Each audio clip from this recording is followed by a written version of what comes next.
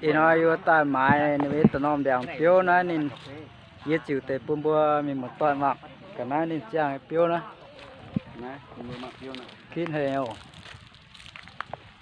ngắt ngọn luôn à? đúng rồi.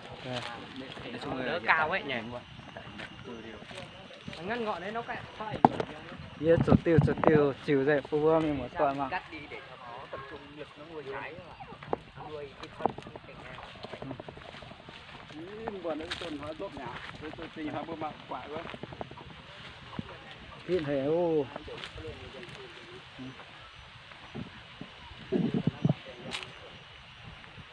nếu có Việt chan gai này nếu có mạ tu Việt chịu đó chế tiêu rút chẳng kỹ lọ bẩn hoa én thì mình mắng nó quạt Nhà mình từ đây ra kia. thôi sẽ chịu từ rồi tiêu sáu hết lọ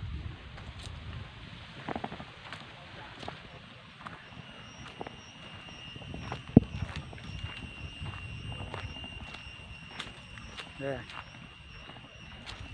triệt tiêu rút chẳng kỹ đồ rồi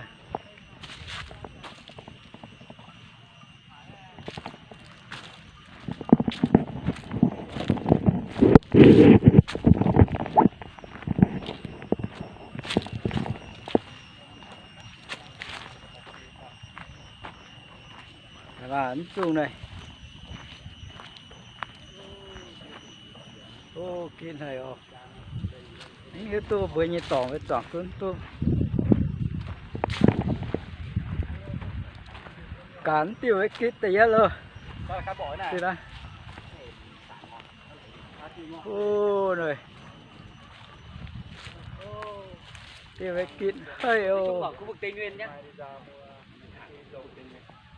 Nếu xem vườn này không cần xem vườn. vườn hoa chiều cái nào ăn tung à? vườn hoa chiều én thìนั่นลุงดอมจัดจิ๋วเนี่ยจังโอ้เมื่อมังเตะโอ้ยจ่อยตัวเป็นไงทำนะ anh ơi cây này ví dụ nếu mà hái làm khô khoảng bao nhiêu ký Như cây này chắc mấy cây nó cân 8 kg rồi. ừ. Vụ trước mà hái được Thế 10 cân rồi. tiêu này nếu có chỗ gai tôi Cả để một cha năm đó là phải được 20 cân đâu. Không được 20 cân. Tùy cây. Như dàn trước là một năm có thể tầm 18 จัด cân. เจียวเราวะ chật chưa không sao cái này trồng được bao nhiêu năm rồi 5 năm ก็เปียหาง chọc นะ tôi cha thì Quả chứ. เปียหางนะ Quả vẫn น่าป้อน cứ ปั้ có น quả. เนี่ย Đấy, chủ yếu là phân chuồng thôi. mà cả cái tiêu rồi sợ cái tiêu phải hám cha kít Cái vườn này xem nó là một chút dê. Một cảnh.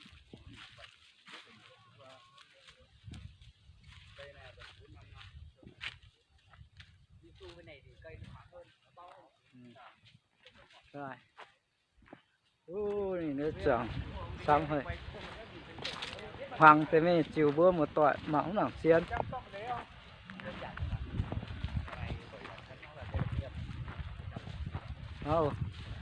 tiêu rất kín hệ đó mắm nặng quạt án để mình một án hả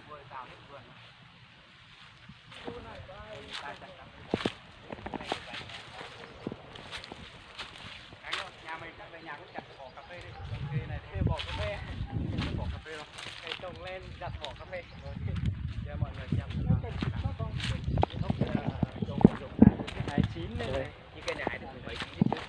Cái này chín này này. Ôi rồi. Cây này cả rồi rưỡi hê đó này. ừ. Chín rồi. người ta tay cho ai chụp kiểu ảnh á